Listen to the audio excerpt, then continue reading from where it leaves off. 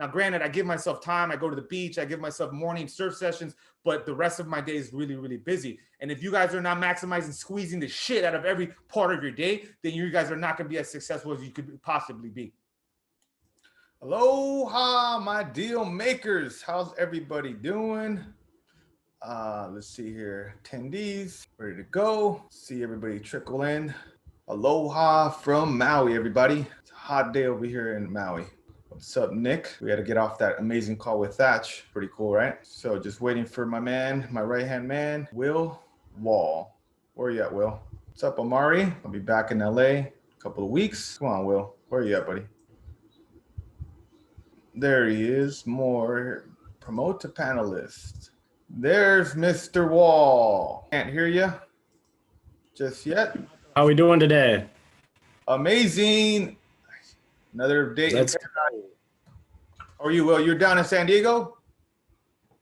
Close to paradise. It's not quite Hawaii, but man, I will give it a close second place. Love the hometown of San Diego. So yeah, down here getting to spend just a little bit of time with some family and friends. I know Alex's family is very important to you and me as well. So just, getting a chance to see family during the pandemic and now that we're kind of, getting vaccinated on our end is pretty nice and fun to be a little bit more open now. Awesome. No, I love San Diego. I was actually born in San Diego. And so I got some fond memories when I was a kid, just being down there at the sports arena, at the swap meet and hitting the beach. I actually went to San Diego twice last year. I know one of those trips, you and I got to hang out with your brother over at the Mission Yacht Club. That was pretty fun. So, yeah, we're definitely going to wait for people to get joined in. I'm excited about this webinar we're doing today. We're going to be reviewing 3 different deals, and they're all different. They all have something different that we learned. And so I'm so happy to share what we learned on all these deals and the creative strategies we used and the marketing strategies that we used and the learning lessons to share with the tribe. Yeah, and I mean, I love how you mentioned that, Alex. Like, we do really have 3 completely different deals that we're going to kind of look at with you guys today. One of the more important things I think with these deals, Alex, that you mentioned is that they're different deal sources, they're different strategies, they're different marketing techniques that are being used. But what that shows is that it shows, hey, we're seeing proof of concept. We know that these certain strategies and tactics are working. And, that's something that's really important for why we kind of do these deal analysis. So let's do a quick housekeeping just so you guys know as you trickle in. Go ahead and use that chat feature down below. As always, let us know who you are, where you're tuning in from, and what it is that you're looking for. Like, are you looking to flip? Are you looking for deals in SoCal? Are you looking to partner with people? Are you looking to wholesale? How can the tribe help you achieve your goals? Go ahead and let us know down there in the chat feature. Alex, I know for you, as you mentioned, you're obviously in paradise back out in Maui and Hawaii. I know you've been able to get doing some surfing and getting out to the water. So how have things been for you, man? Amazing. So I got back on Saturday the 1st, spent 10 days in Los Angeles. So I know we did a webinar last week. I was still in LA. And wow, man, it was a whirlwind. I got to admit that those 10 days, I was working 12, 14-hour days. And I'm not complaining because this is a position I wanted to be in, but it doesn't make those days any easier. Fortunately, I got a great team with you, with Jay, with everybody, that helped me out in executing what we needed to do during that time, Paul as well. So I'm just really grateful that you guys got my back. And I spent some time there. I got to hang out with my twin brother. The family, as we just talked about, so important. And he's very busy with his ventures. And so I got a chance to spend some time with him. It felt like a different vibe this time in Los Angeles. Things are starting to open up. I remember when I went back in December, things were somber, things were closed. It just was a really down mood. So I'm really excited that, going back to LA, I'm going to be going back to LA a little bit more frequently. I know I kind of talked about that maybe last week, but because we have 9 transactions that we're working on now, 1 here in Maui. But the main reason I came back was because we're going to be closing on that Maui deal, and we'll be discussing that today on the webinar. But the other transactions are still active, and there's still a lot of moving parts. So I'll be traveling back to Los Angeles a little bit more frequently. Looks like we'll probably be doing some type of meetup when I head back down. So I'll be back down there likely the 17th through the 27th, or probably another 10-day trip down there later this month. Awesome. And I know you mentioned it, Alex. We'll probably end up doing a meetup or something when you get out here this time as things in LA continue to open up. Obviously we'll keep it safe and socially distance and mask and everything, but we want to see the tribe and we want to see you guys out there. So we're definitely working on getting something together so that we can meet up and have a chance to kind of link up together in person. Yeah, and let me give a quick shout out real quick because there's 3 people that drove me around. I haven't got a car right now in Los Angeles. I just didn't. And I don't know if you guys have seen it, but inflation is the real problem right now. Things are going up, not only as far as like assets, and we're getting more on our flips than we thought, but then also the price of things are starting to really skyrocket. So rental cars are just super expensive. And me being a frugal investor, I decided to throw a shout out or throw a opportunity out there, have people drive me to these locations so I can still work on the phone, still work and take care of business while someone else is driving. And so Lindsay, Nathan, Amari, they all individually drove me around to different far locations, and it was great because it was a total win-win. They got to hear all my conversations, see what I do on a day-to-day basis, and all the negotiating, all the contacts, all the conversations. And then I got to do more work than I would have if I was the one driving the car. So it was a total win-win. We're probably going to do that again. So, people that are more active in the tribe, in the Facebook group, that are attending the webinars, they get the first opportunities because I think of them, they're very active and engaged. So I, give them these first opportunities. So if there's anybody that, wants to volunteer to drive me around in LA when I'm down there, it could be a total win-win for, I'd like to connect with. Also, it just helps me connect on a deeper level with some of these people that we're trying to work with here. And guys, again, at first glance, it looks like you're just driving somebody around. You're a glorified Uber. But keep in mind, like, that's how I kind of first connected with Alex and let him know that I was serious about investing. It was like, hey, man, when I get off work with my 9 to 5, like, I'll be there. We'll go do some of the boring stuff, some of the fun stuff, all the stuff in between, because it's in between those rides, in between those destinations that you're going to get to hear Alex on the phone with very important people. I remember I was in the car when Brandon Turner called and said, hey, you should move out to Hawaii. And I'm sitting there and I see the phone ring and he's like, hey, Brandon's calling. And I'm like, oh yeah, please go ahead and answer that. Like, don't let our conversation stop you. And so really is an awesome chance to get to kind of see inside of Alex's business. And thank you again to Amari, Lindsay, and Nathan, who were able to kind of get that opportunity. And keep in mind, guys, again, you probably will have the opportunity to get a chance to kind of drive around and link up with Alex here sometime in the coming weeks. Another quick housekeeping thing, we did want to announce our winners, right? We did a contest this past couple of weeks for you guys, and we do have likes and your comments that you guys are leaving on the YouTube page. Very, very helpful for us. And so we are going to have 3 winners that we gave away a complimentary coaching call with Alex. And those winners are going to be Ulysses, Irish, and Carlos. And guys, these are some of our active members of the tribe that are engaging, that are commenting, that are providing feedback. And, again, we do appreciate you guys showing your support on the YouTube page. So thanks so much for helping us out there. Let's go ahead and dive into a couple of quick points here, Alex. Why is deal review important? Like, why do we do this kind of stuff? Well, I think it's really, really important because when you do deals, you want to be able to go back in time and look at that deal from inception all the way to closing, because it helps you to really just understand the life cycle. Okay, I talked to this lead January 1st, right? And then we got an appointment January 8th, and then we went ahead and actually negotiated for weeks, and then I got the contract on January 18th. And then you just see all these steps and you're kind of reviewing the game film, so to speak. And it just helps you to identify certain things that you might be able to do again to get another deal, or certain things that maybe you could have done better. And so it really is helpful to understand the total life cycle of these deals, because some of them might be 180 days from January 1st to like when you actually got paid, like June 6th. And so you just start to see what I like to call the life cycle of a deal. And then it helps you to have patience when you're doing multiple deals, or when you're working on your follow-up deals, because now you're seeing like how much time is it really takes to get paid, or how much time it really takes to get a deal done. Now, granted, we are doing predominantly properties that we are rehabbing and flipping and things like that. So that might be longer than a wholesale deal. But nonetheless, it's still important for you to kind of review those deals after the fact.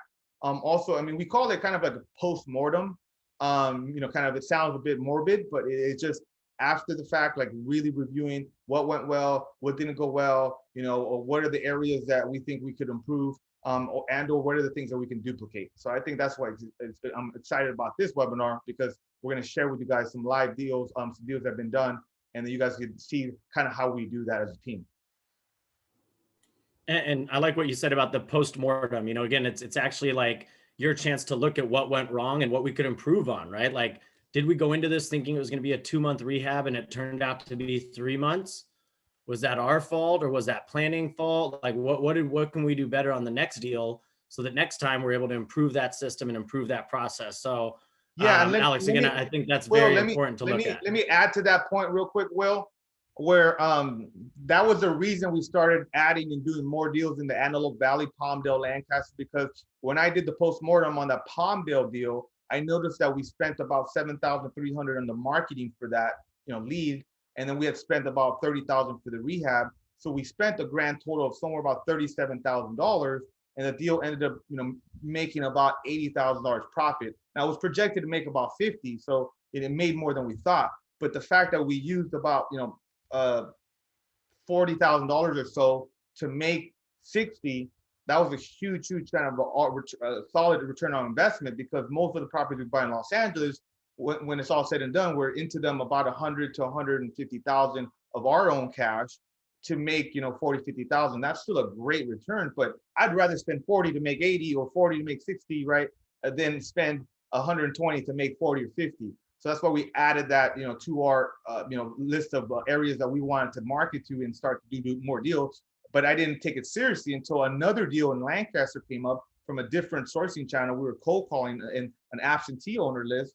And that one was in the middle of COVID. We also used very little money. Everything went wrong on it. It was a heavy rehab, but we bought it at a good price.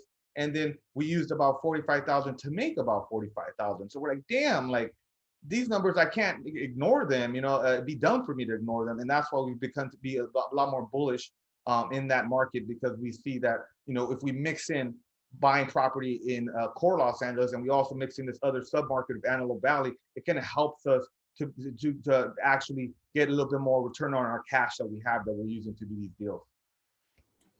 So let's dive into some property analysis here, Alex. I know we've had the opportunity to run a couple of meetups at our Paramount properties. So if you have had the option or the opportunity, let's say, to make it out to one of those meetups, if you don't mind just sharing with us in the chat, just let us know, hey, yeah, I've been there. I've seen that Paramount property.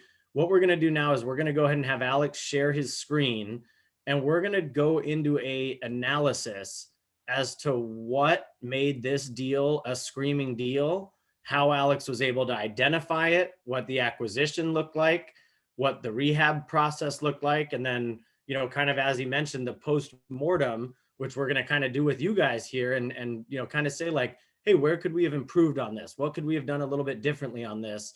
And where can we make sure that the next time we're able to kind of improve and make that an even better process. So Alex, let's talk about Paramount.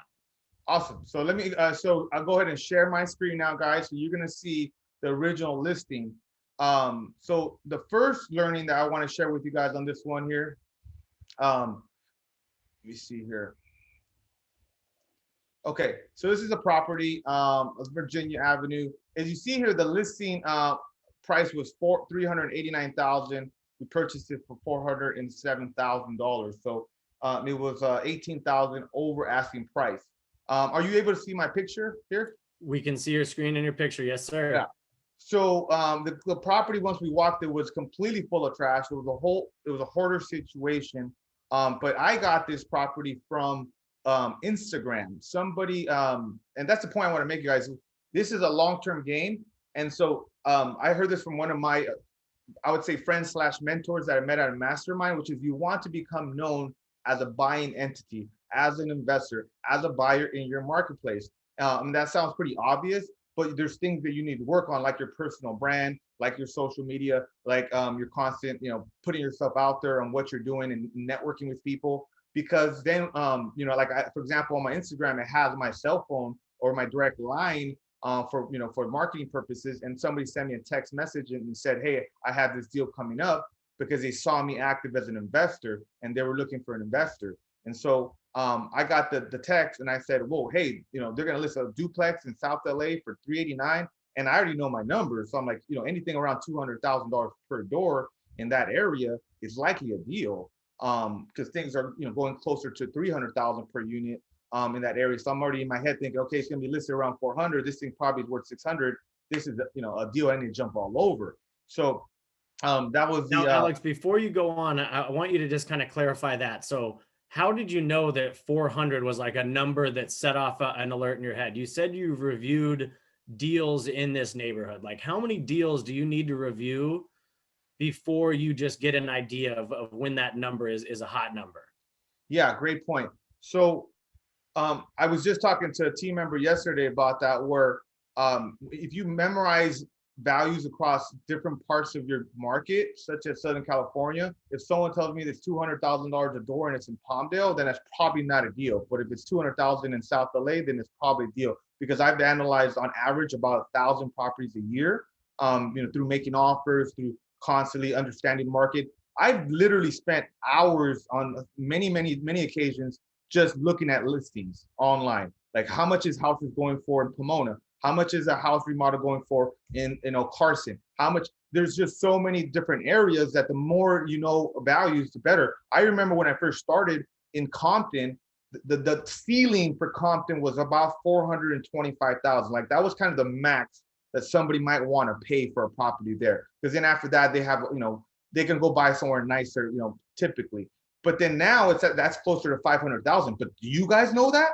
Do you guys? If you don't know it, then that means you're not going to be able to make quick decisions. You're not going to be able to jump all over those top opportunities, and you're spending your time wasted on stuff that's like a thin or average deal that's not going to develop into something that will be real profitable.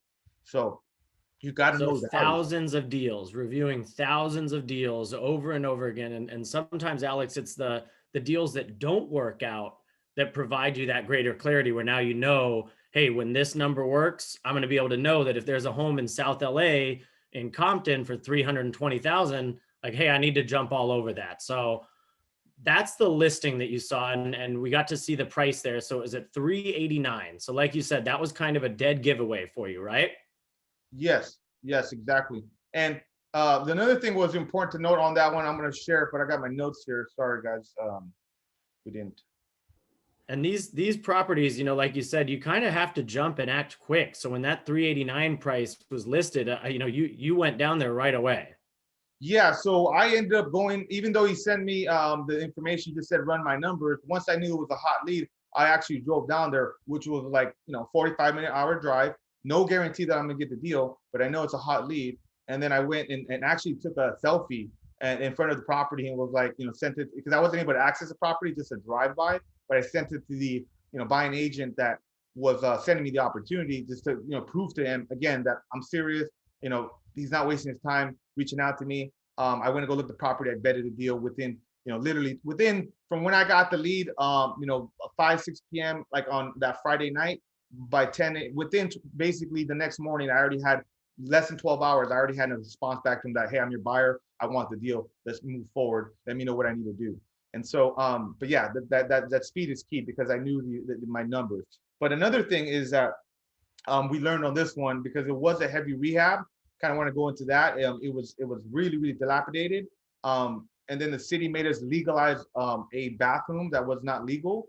It ended up being a very lengthy and a headache to rehab this property. It went almost 3 months past schedule, but because we bought it at such a good price, it still ended up being very profitable. So that's kind of important to note there. If we would have had maybe a full-time project manager on it, I think we would have got better results and got it done faster. But we didn't. So that's something we learned as well.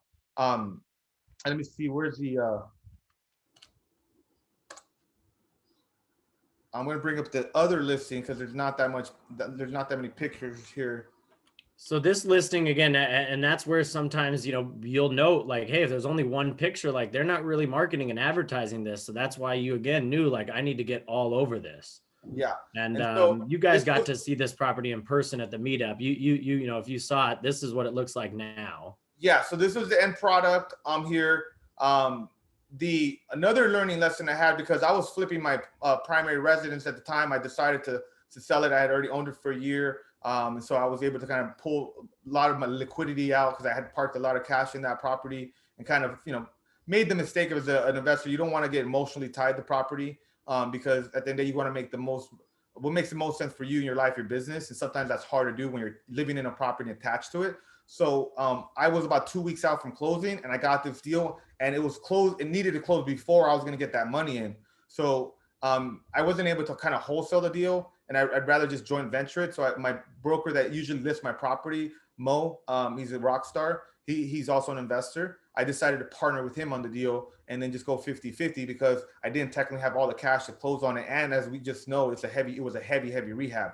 So yeah, that's a couple learning lessons there too, is that as you start to get more deals, you can run out of cash pretty quickly. And so if you can't wholesale the deal for some reason, then you need to have other partners potentially there, because I've also lost deals where I didn't have like backup partners or backup plans to take deals down, and I lost opportunities because I wasn't able to close on them. These deals, you guys, they take months to develop, and then they have to move like in days and weeks. That's where I think people don't understand sometimes. Like you work really, really hard, and then when these opportunities develop, like you got to act fast within a week or two, sometimes less time. So some people are just not able to adapt to that pace of doing business.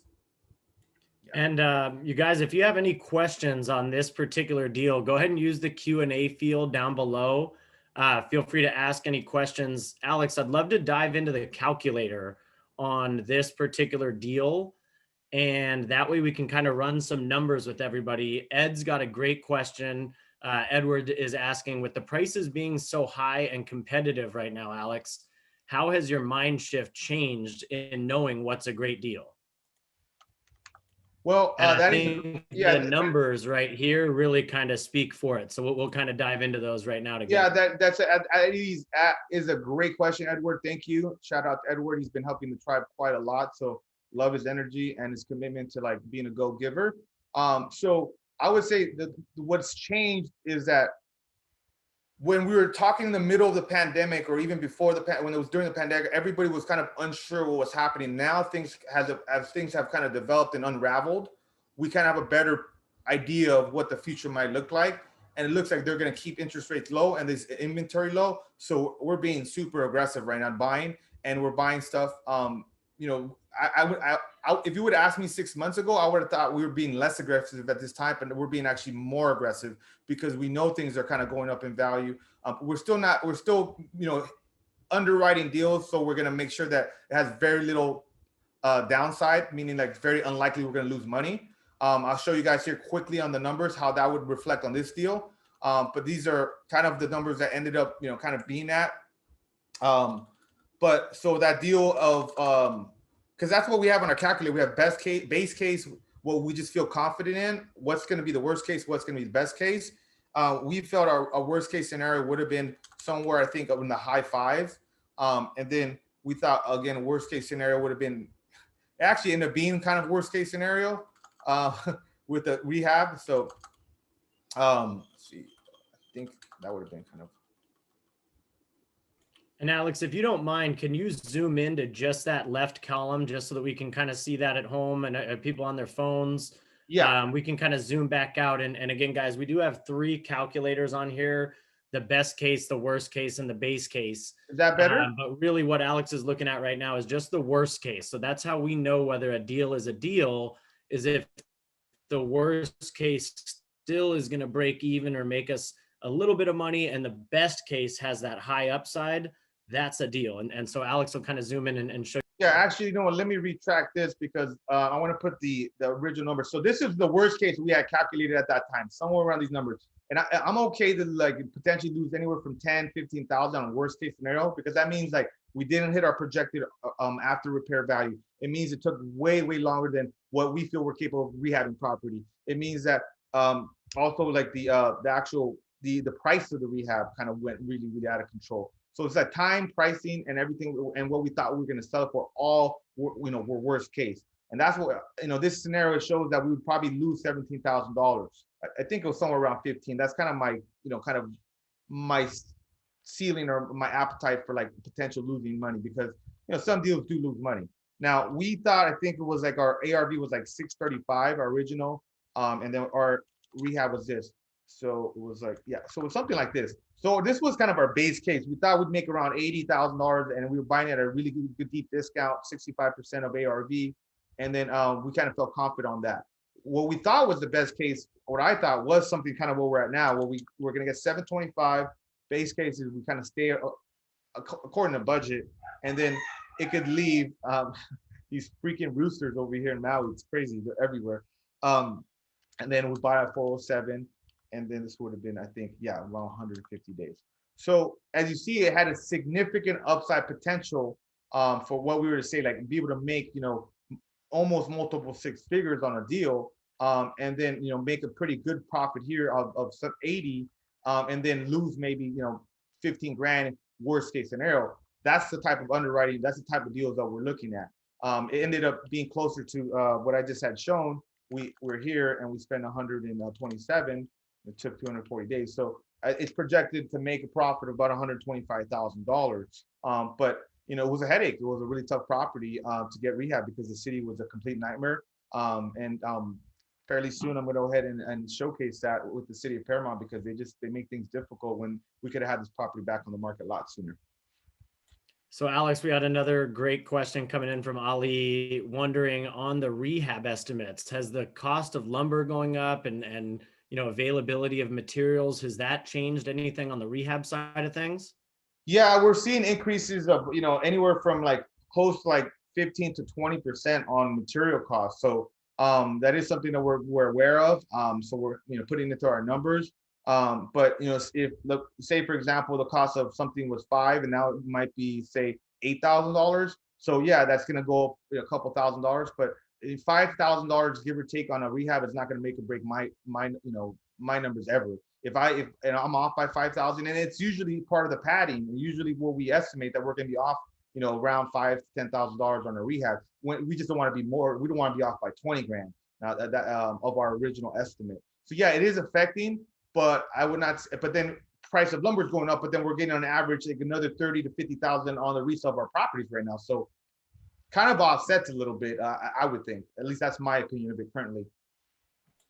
I think that's some great feedback on this property. I know, just kind of diving back and circling back on Ed's question, Edward was wondering again, how do we know when a deal is a good deal? And that calculation really makes it simple, right, Alex? It's, hey, are we going to lose money? Is there enough upside that it makes sense to get into this thing? And when those numbers all kind of align, it really makes the work pretty easy. It's we're trusting our numbers, right? Exactly. You do a great job of vetting the ARV. You do a great job of vetting the, estimate of the rehab. And then you just, you have a desired minimum profit, and then you make your offers based off of that. And, then once you get a little bit closer on deals, then you can run. We usually don't run this 3 scenario until we're pretty advanced in the negotiation. So I'm not going to run the base case, best case, and worst case, like when I'm initially writing the offer on every single deal, because we just don't have the time. But once we, get some traction on a deal, then we'll go back there and sharpen our pencil and really, really nail down all the numbers to see where we're at and what is worst case, what is base case. And yeah, that's typically what we're looking for. Deals that have a significant amount of upside and a pretty controllable downside risk of loss. And I like how you said that, Alex, because it's so true. We actually locked up a deal out here in La Puente last month.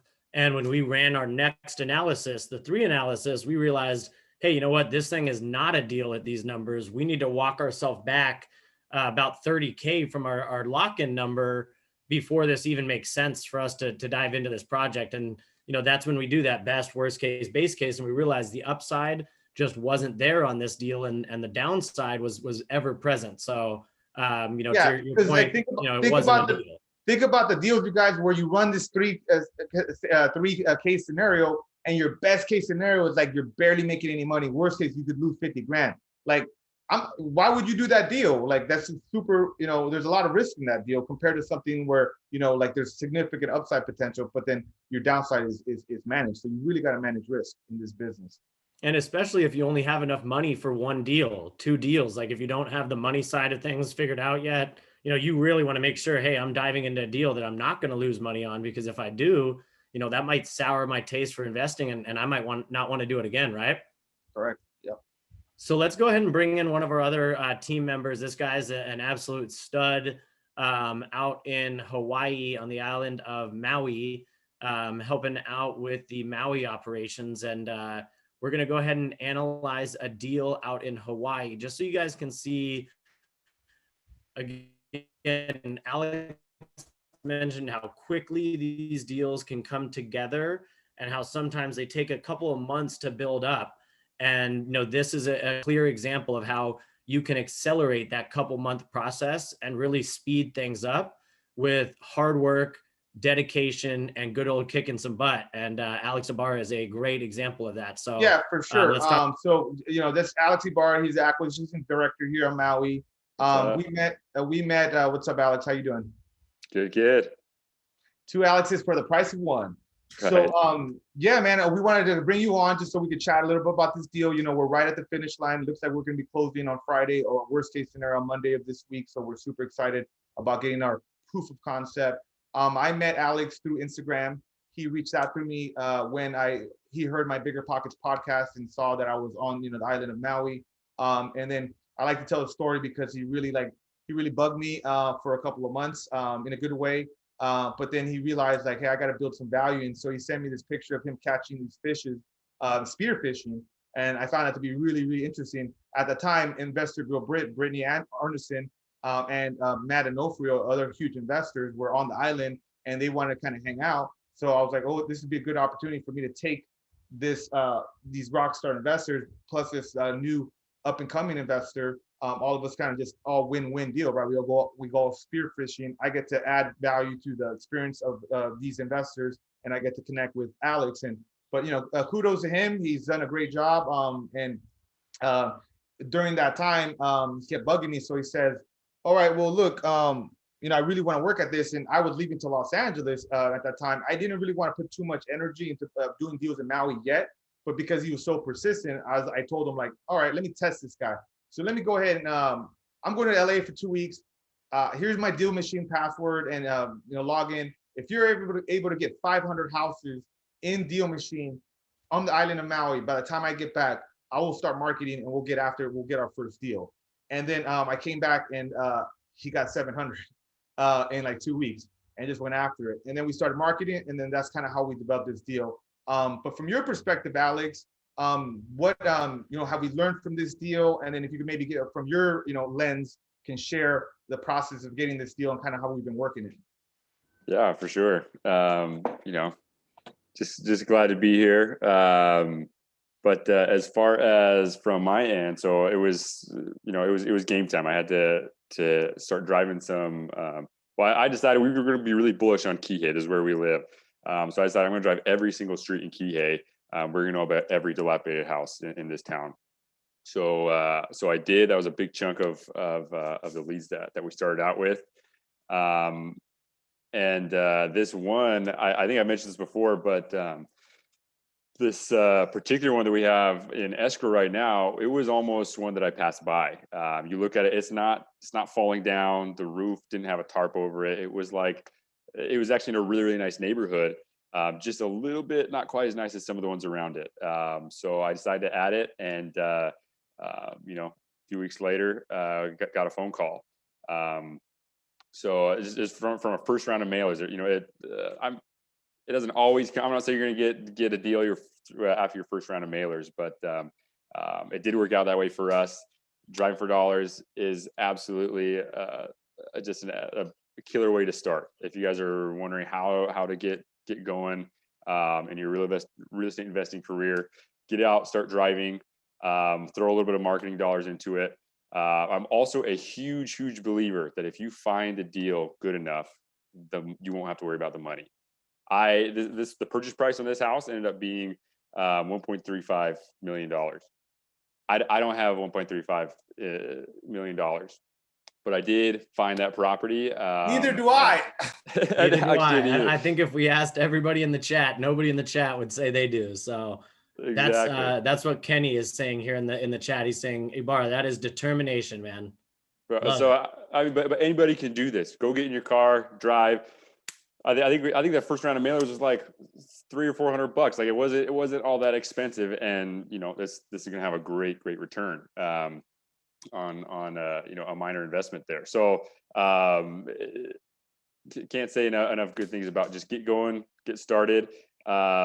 If you find that deal and you're like, oh, I don't have the money, call me, call Will, call Alex. We want to talk to you if you find that deal. So if you find a good enough deal, the money will not be the issue. Just get going. And guys, Alex is showing you his screen over here. So you saw some of the pictures of the property, and now you're kind of seeing where it lies. In Maui, it's in this area of Maui Meadows. And I love what Ibarra said, because guys, not everybody has done 1,000 deal analyses like Camacho has, right? Some of us are in that Ibarra and I zone where we haven't had that much experience. And what Ibarra said is so true. When you get on Deal Machine and you drive on Deal Machine, you can pull up on your phone that house across the street that looks like it was just flipped. You click on that house and it'll say, 2.1 million. And then you click on this house and maybe it says something a lot lower. And although it doesn't scream flip, it doesn't have the tarp over the roof, it just screams like, hey, this is the house in the neighborhood that hasn't been turned over yet.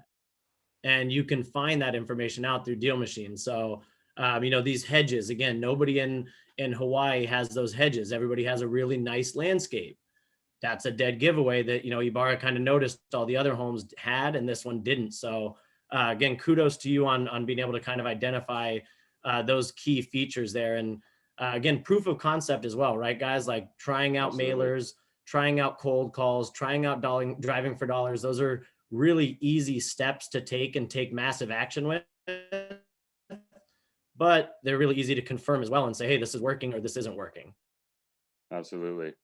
So let's talk about the structure of this deal, guys, because I know, Ibarra, you've been negotiating now with the tenants, and how did that work on the acquisition side? Like when you got the call a couple weeks after sending this mailer, like who called?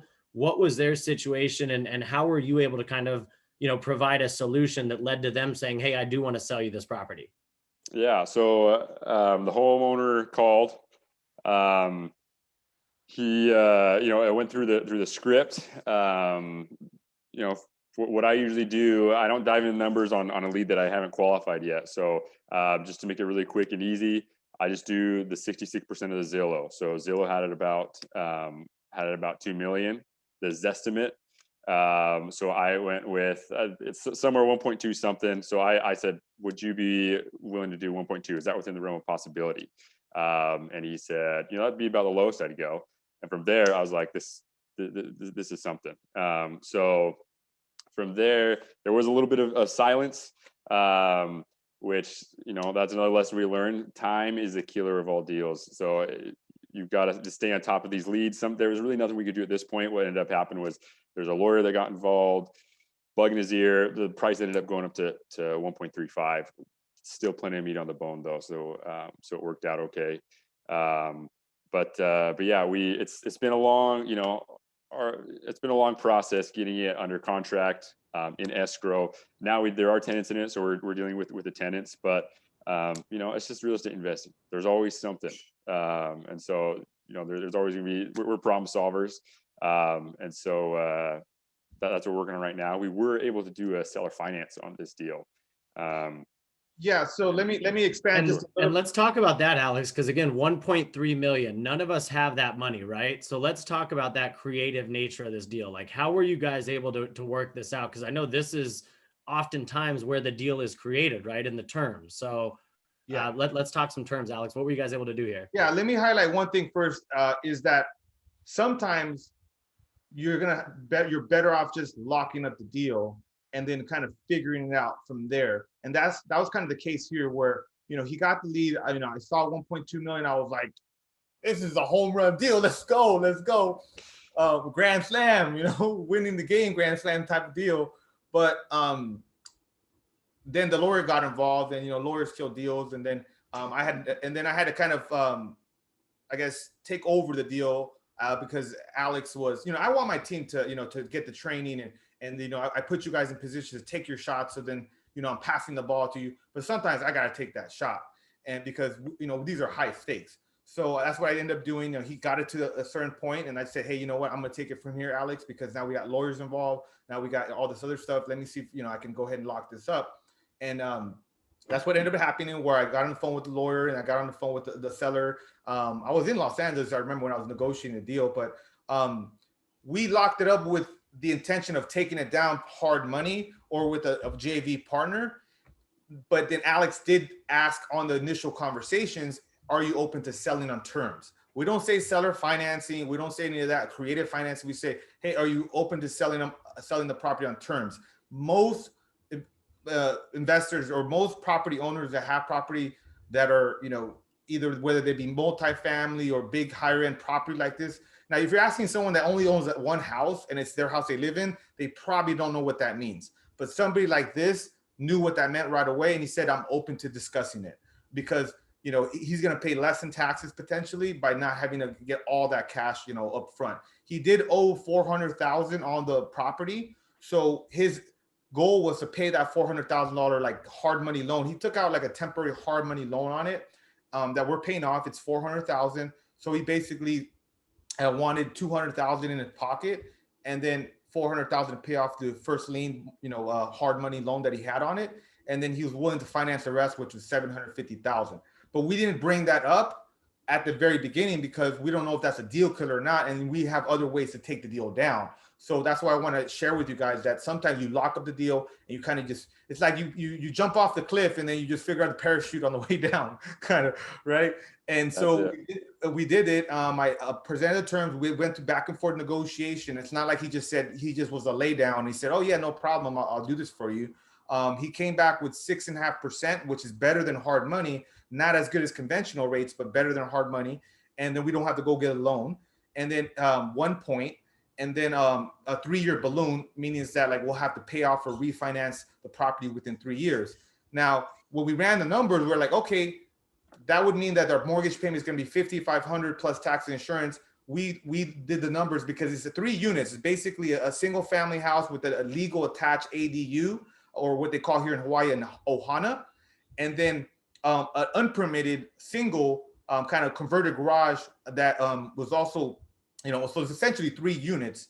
And so we did the numbers like, hey, we could bring in maybe $7,000-8,000. In worst case scenario, we can cash flow on this property or break even if everything hits a fan and we don't get the numbers that we want. We saw that, hey, if we get the tenants and we relocate them, then we could put this house back on the market for 1.7, maybe 1.8, and we're getting it for 1.35. It doesn't really need that much work. It's built in 1991. It's a 26,000 square foot lot. It's a highly desirable area with an ocean view. Like this property has that trophy feel to it. So we know that there's a type of end buyers that would be, want to fall in love and make it their primary residence. So there was just a lot of moving parts to it. Also, the seller expressed pain on another property that he has. So we knew, hey, sometimes you got to think of the bigger picture. Well, oftentimes you're better off thinking the bigger picture. I'm like, hey, maybe we take this deal down. We make a little bit less than we would normally want under the right circumstances, but we were first in line to potentially buy the other property as well. And I bought multiple properties from sellers. And believe me, usually usually you're gonna get one good deal out of that at least, or a good and a great deal, right? But sometimes you got to, and sometimes that happens with MLS as well, where you buy a property for the relationship. It's a base hit deal, probably not going to make a ton of money on it, but you're not going to lose.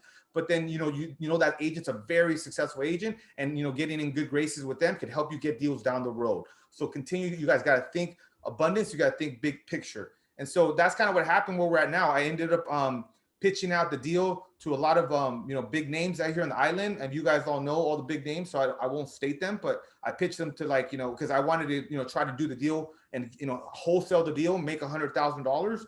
That didn't end up happening. I think it was mainly because the tenants still being in place. But I'm not intimidated by tenants because I've negotiated with them in the past. And that's what I'm doing with Alex right now. I'm letting him take that shot because I'm confident now with all these showing me that he can negotiate and he can do that. Otherwise, I would do that because that is a high stakes negotiation, get them out in a timely fashion and then do in a humanly manner. You know, want to make sure we go ahead and take care of them. It's not like we're just trying to kick people out. So yeah, that's what I'm happening. I brought in 5 highly vetted potential buyers or partners for the deal. One ended up standing up, out of the rest. They ended up like they flew in from the mainland. They we went to dinner. We were on the same page of the strategy of the deal, and it just ended up fitting, and it wasn't forced. So he brought in the $600,000 to take the deal down. And then we're going to be 50-50 partners, and Alex and I are pretty much running all the boots in the ground, and that guy is doing a deal, and we're gonna, it's projected to make $200,000 to $250,000. So that's kind of where we're at. Yeah. And guys, while we have Ibarra on the call, we're getting a couple questions that just came in the chat. If you don't mind kind of just sharing with us real quick, Alex, when you're looking at the mailers, because obviously this is something that we're working through ourselves. What's your thoughts on the first round of mailers versus the second round of mailers? And what app are we using? Are we using these through the Deal Machine app? Are we handwriting these letters or something else? Yeah, to be completely honest, there was a little bit of drama with our second round of mailers, and just some things weren't quite being executed the way that we wanted, and so we've actually changed mail houses, and we're super excited about these new guys that we found. So I don't have a ton of data. My first thought was, wow, the second round of mailers is terrible, but it turns out this just wasn't being executed the way that we thought it was. So we'll have a little more data on that very soon. But yeah, make sure you're working with the right people. We're working with REI Print now, and so far, good things to say about them. And guys, Nicholas was asking, what's that new mailer company? And again, that's REI Print. And Alex, you were able to get that recommendation from, again, just pulling from your network, right? Saying, hey, I know all these other investors that are doing this. What are they using? What's successful for them? And if they're having better results on their second mailer, why can't we get those results on ours? So yeah, and it's fascinating. It's fascinating how helpful the most successful investors are, right? Because they're trying, like I asked my network, and then they bless us with these additional relationships.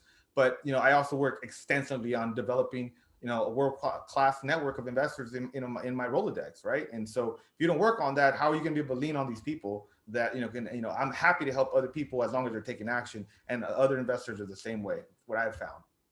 And guys, I saw a couple first timers in here, some new people, so I did just want to share the Facebook group down there in the chat. If you're not part of the Facebook group, that's where Alex actually shares a lot of private videos that are just for you guys in that Facebook group, and really brings access to a lot of those people in his network through that group. So feel free to connect with us in there if you do need anything. Let's go ahead and dive into our next deal here, Alex. I know we had one more that we were going to review. And Ibarra, again, thanks so much for joining us on here and crushing it out there in Hawaii, man. Sure. Alex, let's talk about your most recent deal. And this is one that's a little bit heavier of rehab. Okay. Yeah. So this Rosamond deal. Because this one's different than your other deals. A lot different. Yeah.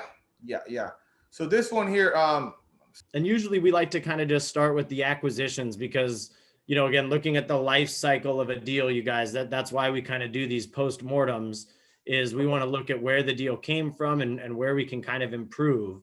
So Alex, this deal came from a wholesaler. Yes. So this deal came through our pipeline, through one of our partners and team members, Paul, over in the Antelope Valley, very active investor himself. We've been trying to work on some flips together. He's kind of been boots on the ground a little bit there. And so he knows the Antelope Valley extremely well because he has 30 doors out there. And so what ended up happening is he reaches out to me and says, hey, we got this hot opportunity. I don't have enough cash to take it down. I'm still refinancing my, I think he has a 17 unit that he's refinancing. So got a lot of money tied up in that deal. And so he's like, this is a great deal. We need to jump on it. The thing about these wholesale deals, you guys, is that they're kind of like looking on the MLS. You're going to find that 90% of the deals on MLS they're retail deals or they're bad deals. So there's only that like 5 to 10%. And I found the same to kind of be with the wholesale deals. wholesale deals, guys, and I'll say this, and I want to be very, very respectful to wholesalers that kind of do that, but for the most part, wholesalers that are kind of only wholesaling property typically want three types of buyers. They want a buyer, they're looking for that cash on cash investor that's looking for a slim margin, that hedge fund buyer, they got a ton of cash, they're willing to take a 8% cash on cash return, and that way they're willing to pay more for that property than an average investor. Or they're looking for a newbie investor that doesn't know what the hell they're doing, and it's just like just wants to do their first deal. Or they're looking for a buy and hold investor that's going to pay more because why? They're going to hold the property. So, they don't need as much of a discount as a average flipper, right? So that's why you're going to go through these deals, and you're going to go through hundreds maybe before you find one that's actually probably a pretty good opportunity. So that's no different here. He gets the lead. He calls me up literally like on a Friday or like a Thursday afternoon. Hey, we got to go look at this deal. I'm in Hawaii. I'm like, all right, well, go ahead and go look at it. He sends me video, sends me pictures, sends me the link for everything. Let me show you guys the property. And Alex, this property had some pretty extensive damage to it, right? So, I mean, oh yeah, it's bad. When you guys see these pictures, this is definitely a project that, you would want to vet with a veteran investor to make sure that you're not just diving in. You don't want to be that newbie investor that's just taking a deal to take a deal. This property took some extensive work and looking at. I think we actually went out and saw the property, two, three times, Alex? Yeah, I mean, this property, let me see, I'll show you guys. Actually, let me do this. Let me just show the aerial, okay? And he's in, and so I know Rosamond because it's a little bit north of Lancaster. It's an area that my cousin owns the property. It's a smaller market, right? It's not a big market. So you can see here, there's only a little bit of development. If you zoom out, it is past Lancaster. It's actually in Kern County because LA County ends at Lancaster. So I'm familiar with Rosamond, and I know home prices go, they're typically around 300. And so, I'm sorry, around 300. And then we were gonna pick up this property for 145,000. It's an 1.5 acre lot. This property had some fire damage, but we've seen ARV of 325 to 350. So we're like, man, we're picking this thing up like half price. And that's the only time I consider heavy rehabs. And check out the pictures. I do not like heavy rehabs, particularly in this market where we're unsure what's going to happen with rates, and things could really take a turn quickly. So on the surface, I can see why most people would not want to buy this property. But me having experience rehabbing several properties in the Aloha Valley, and then having that potential partner or project manager in Paul, and then he went to go with his contractor right away, and then he also went with because this property is on a well. So the wells can become contaminated, and then they're very expensive to remediate or to fix it. And so, and it was built, kind of older property. So there was just a lot of should we do it, not do it? But then we decided to do it because we're getting so cheap, and we're confident that we're gonna be able to rehab it for about $80,000. And if we're into it 145 to 80, we're into it in the low twos, maybe mid twos, and we can get mid threes. It's like we can make $100,000 on this deal. So that's why I decided to take it down, because my partner vetted it, and took contractors, took the well specialists, all within 48 hours of looking at the deal. And we talked about that earlier, Alex, how quick these deals can materialize, right? How much work can go into developing it, and then how quick that timeline can condense before that deal actually, materializes and goes to escrow, right? Yeah. And so what we felt here on the base case and the numbers, just to go through those numbers again, I don't think we went to the Maui numbers, but I will go through these real quick. So our ARV, our base ARV was 325. We know we can get 325 for this thing. Our base rehab is 80. That might seem like it needs more than 80,000 it's needed, but remember, this is a very entry level tertiary kind of market. So we don't have to spend very much money on the actual, we're going with the most basic materials, nothing really high end, nothing even in the middle. And we would call that a Home Depot flip. We're getting everything kind of, we think about 6 months, and they were 145. So this was kind of our ballpark. I thought we could make $70,000, $80,000 ballpark on this property. If you see this number, we're buying at 44% potentially what we feel we can, 44% of the ARV.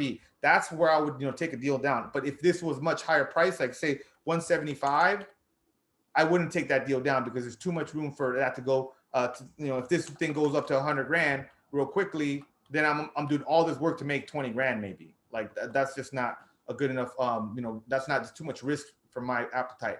Now, if we go to worst case scenario, we look at the comps and we're like, okay, 145. And then we're trying to, worst case scenario, we think we can get maybe about 280 for, I think it was. It's like, it's just unlikely with the acre and a half, full 3 bedrooms, 2 bath, 1,800 square foot house, completely dialed in. And then we also, I think we were like at 110 here with the 240 days. So there you go. We're like, okay, worst case scenario, maybe we break even. We do all that work, but hey, our contractors are paid. My real estate agents get paid. The wholesaler that bought the deal got paid. All these people, good things happen. And hey, we took a roll of dice and it didn't go right. We broke even. I'm okay with that. Now, on the best case scenario, because of where the things are with the market, and we think we can get 360,000 for this property. Okay. And then we stay at on budget or maybe a little below budget, and we stay according to plan, somewhere still probably going to be around 150, 160 days. Look at this, guys. We're looking at a potential 6-figure deal here. And then we're not going to use that much money overall. We're only going to probably use of our own cash. Well, let me see. Yeah, 40. I think we're doing the rehab out of pocket, 80% off. So we're going to use maybe about 90,000 on this deal of our cash to make 114,000 potentially. That's a good ROI. Or if we're using 90 to make 73, again, it's still a really huge ROI. So that's why we ended up kind of moving forward, that even though it isn't my favorite kind of type of project, heavy rehab, a little bit out there, but then think about that price. Like, it's hard. I can't buy a house in LA for anything under like usually 300,000. So those are the numbers, and guys, I think one of the questions that Edward asked earlier is, how do you know when it's a deal? And that's how you know when it's a deal, is when you use that calculator that Alex has provided. It's in the Facebook group, it's in our weekly MailChimp that we send out. You guys all have access to that. When you put the numbers in, the numbers speak to themselves. Like, we're not going to jump into a deal that doesn't make financial sense. It would behoove us to just wait another week for a deal to present itself that does make sense. And then that's the one that you put your effort and your time and your energy into. So again, Alex, I think people really do appreciate seeing the life cycle of these deals, because on Instagram, on all the social medias, it makes it seem like, hey, I bought a house, I flipped it, it happened really well. But you heard here from Ibarra, we're always adapting. We're always pivoting when we get this new information and new trends and data to go by. So, sharing this information is super helpful, Camacho. Yeah, I also want to add, I forgot to add, Will, that one of the reasons we decided to do the deal as well is because my lender was open to doing a deal at very attractive terms. And if they weren't on board to lend in that area, then I likely would not have done the deal, because then I would have put too much of my cash into the deal. So I think that's, again, just another example. But as you start to do more than one deal, you build these relationships and they help you do more deals. And you were able to, secure that funding through your relationship with the lender because of your past transactions, right? They knew that they've done a couple of other successful deals with you. And because you're saying, hey, this is a deal that I think we can make a lot of money on, they're looking at it like, hey, if he's going to make a lot of money on it, we're probably going to make our money back. And this deal might make sense for us to get into. Yeah. So guys, I again, appreciate everybody asking the questions. We'll go ahead and bring all of our guests into the room. Alex, if you want to make me host, I can go ahead and let people in and get them into the room here. Guys, we'll go ahead and let everybody kind of jump in and spend a little bit of time here with us at the end of this week. If you guys have any questions, if you guys have anything that you need, anything that you want, anything that you need help with. Let me answer a question here by Dana. Yeah. It says, Alex, I got a lot of investors asking for deals and the market is really high now. Would you mind sharing deals that you're not interested in and it might be good for someone else? We can work something out together. We got to talk on the side for that, because we don't have a process for that, because we looked at so many deals. Like, I'm not going to like stop what I'm doing to like just share, to like, we really don't wholesale that much. So like, it just would take a little bit of our bandwidth to like, kind of, oh, hey, we didn't like this deal. We didn't like this deal. So I think we'd have to talk a little bit more what kind of deals your investors are looking for to help you out with that. But it's not as easy as it might seem just to go ahead and forward an email. Guys, I'd love to hear from Lindsay. I know she got a chance to kind of drive around with you. Amari would love to hear from you as well. Can we give a shout out to Jay? Jay's, she's working on acquisition. She's working on deals. And so she wasn't able to like, make today's webinar. So everybody give a shout out to Jay. A round of applause. What's up, guys? She's Doing out there. Southgate, trying to get it done by this week. So yeah. Jay Monet, let's go. So guys, let's hear from you. Anybody have any questions? Anybody have any feedback? Amari, I know you got to drive around with Alex last week. I know Andy, you and I have been doing some driving together. Hey, can we ask Amari to kind of chime in? What did you learn kind of driving me around, Amari? Can you give some kind of feedback there? Because I just do what I do, and then I know we had a great time. Let's see if you can. You're muted. Yeah, Amari or Lindsay, either of you guys that got a chance to kind of drive with Alex, it'd be great to hear from you guys. Yeah, of course. Hi, guys. So, last week I actually had the chance to drive with Alex, spend about 10 hours with him, which was nice. I got to hear about some new partnerships that were going on and new deals as well. I actually was able to sit in on Ryan Panetta's mastermind that they have. So that was pretty cool. I actually, Alex was asking me some intriguing questions, kind of getting an understanding of where I'm at, my mindset, and what really triggers me as far as like real estate, what I really like. And he was able to connect me with Paul, the investor. He's a big multifamily guy who's actually also the investor that he's doing this deal with, that he was talking about earlier. And it was just amazing getting to see him in action. I mean, Alex is such a busy bee. By the way, he needs a virtual assistant, or he needs a personal assistant to drive him around. So hit him up if you guys are interested. But yeah, it was nice. He just keeps so busy. Kevin's and me. And yeah, it was interesting because I was able to ask him questions that I myself didn't think of, that were kind of like provoking of me to what really fires me up. And I really learned a lot about myself, just asking him questions, because then he would kind of throw them back at me and ask me, what fires you up, Lindsay? You have to kind of think bigger, right? So right now I'm on my journey for multifamily hunting. So I've talked to a few property owners and kind of have some things on my lead or my checklist to do, but it's been interesting for sure. So I appreciate your time, Alex, and I'm definitely out there hustling and trying to make a deal happen soon. Awesome. Love it. Okay. What about you, Amari? What do you think of your drive with Alex? Hey, what's up, guys? How's it going? Yeah. So pretty much I was able to spend about 6-7 hours with him on Thursday morning Thursday. It was such a great experience. I actually feel that, I should have paid him to drive him around, just all the feedback, all the conversations he had. He's a go-getter. He picked up a lead that Thursday morning, and as soon as he got off the phone, he started networking. It's, it's true what he was talking about, how when you get a lead, you just have to jump on it right away. We went to the bank, dropped off $10,000, wired it. Then at the same time as he's signing the paperwork, he got on a Zoom call. I was able to learn of that new marketing company. It was just such a great experience overall. And thank you for such a great day. Yeah, and so let me share with you guys real quickly why I do that. Because when I was working for my second mentor, if I would have just followed their directions, I wouldn't have bought the amount of properties for them that I did, because they were just like, oh, just do this, do that. And then I started noticing like, hey, a lot of real estate agents, and this is before COVID, a lot of real estate agents work on the weekends, and I don't really want to work on the weekends, but I want to buy a lot of houses. And so I ended up kind of driving around from, like, you guys, for everybody's in Southern California, I mean, it's a really big territory, right?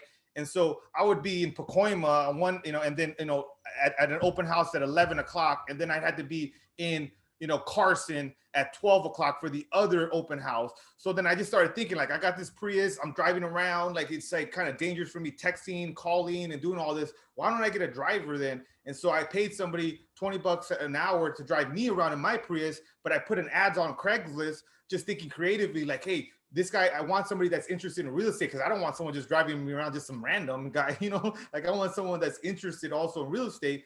And so that ended up working out for me. And then I just, after, doing that for like weeks and weeks and weeks, I started getting more and more deals, because I was making more offers. I was looking at more properties. I was looking at more neighborhoods. So, just continually thinking about how something can work for you. And that was just a random idea. I just thought like, hey, and how did I get that idea? By taking the action to go look at those open houses by myself at the first couple of weeks. And then I noticed, hey, this is not scalable. So what is scalable if someone's driving me around? And then I noticed that while I was driving with them, like they're asking me questions, and then I'm starting to like teach them. What I love teaching you guys because it helps me remember so much of what I've learned so I can become a better investor. So I'm teaching you guys everything I can so I continue to remember and expand myself. So it's almost in a selfish way that I'm doing it, but then it's benefiting you guys. And that's what I saw with these driving people driving me around. And I could have had Amari drive me 2 days. I could have had maybe Lindsay drive me 2 days. You know, I wanted Jay to drive me around because I love talking to Jay, but then she's busy with the acquisitions. So it's just like, how can I make this the most win-win possible, right?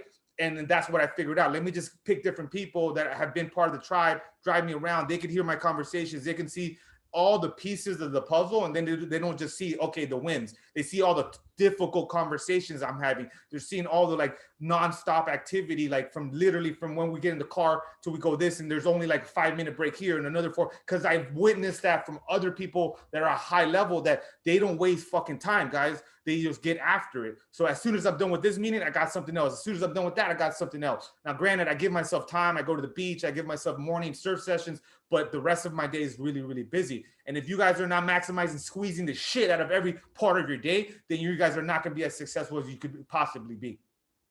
And guys, you know, Amari said it earlier, and believe me, we didn't pay him to say it, but you know, you almost should be paying Alex to drive him around. And that's the easiest way for a hack. I'm going to go ahead and send out the link right now. I'm posting it in the message. But man, if you want to avoid paying that $100 for 30 minutes of Alex's time on a Calendly session, like, man, just shoot him a DM and say, I'll drive you around all day, and skip the $100, man. It's on us. So again, I think great opportunities for both of the guys and gals that got a chance to drive Alex around, and you guys will get the opportunity to drive Alex around some more this week if you guys are free.